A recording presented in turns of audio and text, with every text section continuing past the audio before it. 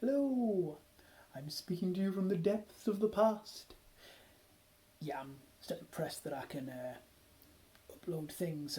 Excuse me, I'm still impressed that I can upload things in advance, that I've just discovered to do that. But anyway, today's story, which is a Wednesday, and I'm doing this on a Tuesday, hence the whole silly past thing at the start there. Today's story, as I was saying, um, is well, it's a cautionary tale, really. It's Jenny Greenteeth, who is a river hag. I won't say much at the moment, but really designed to keep, I suppose, children away from the river's edge and that kind of thing.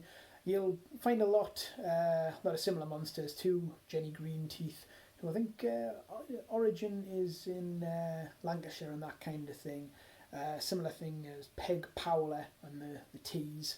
And if you have seen the classic film Legend, starring a very young Tom Cruise and an always excellent Tim Curry, Meg Mucklebones is very much a Jenny Greenteeth character there. You can find quite a bit about her. I certainly did the research, but what interested me most of all was that there was no real origin story to the Jenny Greenteeth character. So this is a semi-original story, and I've given her a bit of an origin, but the creature itself isn't original. As I say, you can find her in most places around the country and that kind of thing. Oh, here's Grendel come to say hello there. And even you can find the kind of monster throughout the world, really. But I'll stop babbling now and hope you enjoy the story. Remember, if you do like it, or even if you don't, comment. If you do like it, share it with your friends. And I'll be back on Friday. Bye. Long ago, there was a girl named Jenny. She lived a simple and solitary life in a small cabin by the river. She had a small vegetable garden, and she had great love and respect for all of nature and the surrounding woodlands. The people who lived nearby called her Jenny Green, because it appeared that she could make anything and everything grow, and no one could get closer to the animals of the forest than her. She lived always within her means. The vegetables that she grew meant she was never hungry, and if she needed anything more, she would use a net to catch fish in the nearby river. Now it happened one day that the son of the Duke, who lived in a castle over the river, was riding by, and he spotted Jenny. And, well, love at first sight is a bit of a twee expression, but they say that is what happened. The son of the Duke fell in love at first sight. He eventually built up the courage to go and knock on the door of Jenny's cabin, and he fell to one knee and professed his undying love to her and proposed marriage there and then. Jenny was quite taken aback by this. She didn't really know how to reply, and the son of a duke marrying a simple girl like her, it seemed quite preposterous, really. But she said that she would think on it and she would give her answer in 3 days. 3 days later, not quite knowing what to expect, the son of the Duke returned. Jenny said that she would marry him on one condition: that he come and live with her there, in the cottage, in the woods, by the river, and live a simple life. Well, the son of the Duke was so delighted by her answer that he agreed there and then, yes. After the wedding, which would be a grand affair at the castle, he would come here, back with her, and they would live together and they would be happy. Oh, a simple life, yes. He could live with that. And it was a grand wedding. And the Duke and his Duchess were very happy for their son.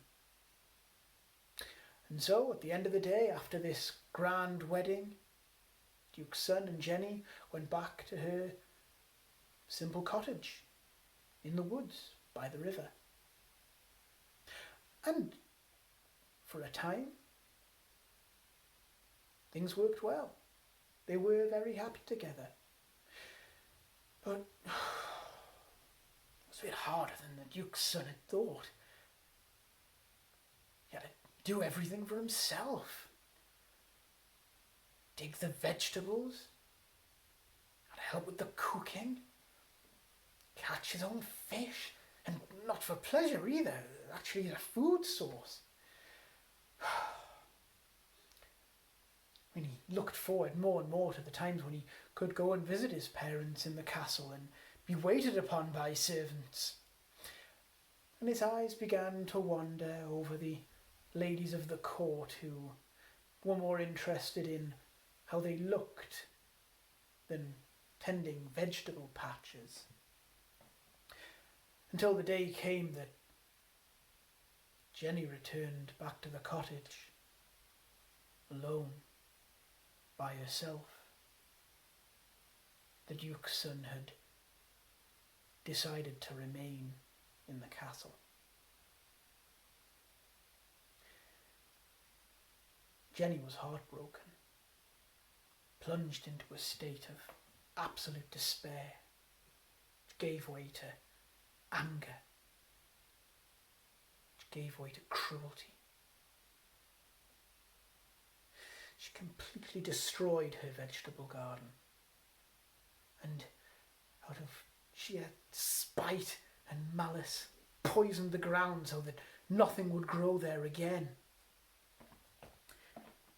She would set cruel traps within the forest, catch rabbit and deer, taking far more than she needed. She would fish not with a net, but with a cruel hook. And always more than she needed, much would go to waste. And it was on a day that she was fishing that some say the earth and air and water conspired against her. Her fishing line became caught on something.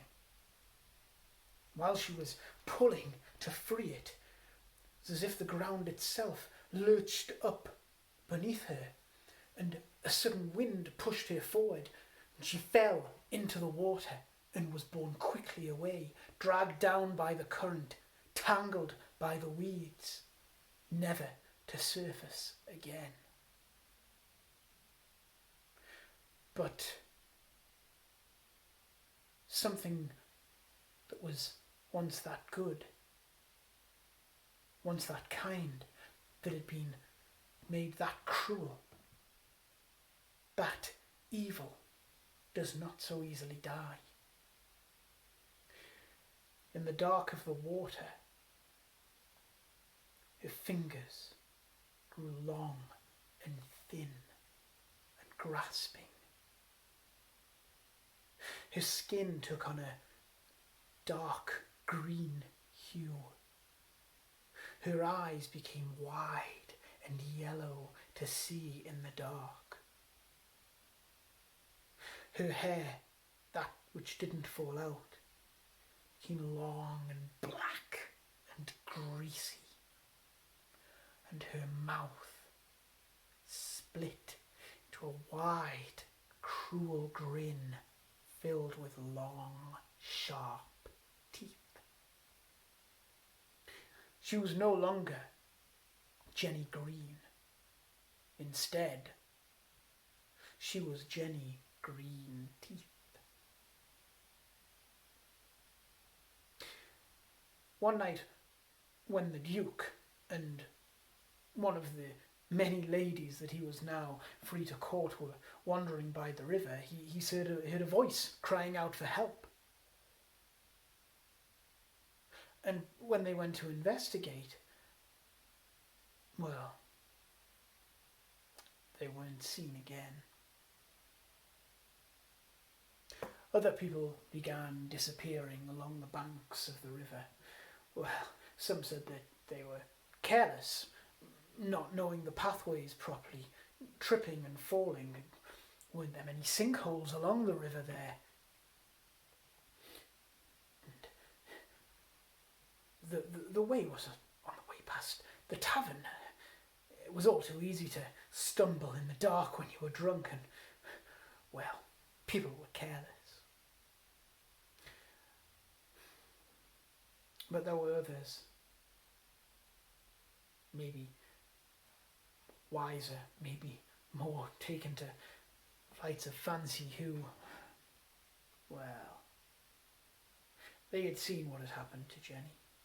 They had seen how she had changed and become twisted. And so, if you are walking by the river at night or alone, and you hear something crying out, or see something strange bubbling just below the surface, or think that those eyes blinking from beneath a log warrant further investigation, beware. Turn away.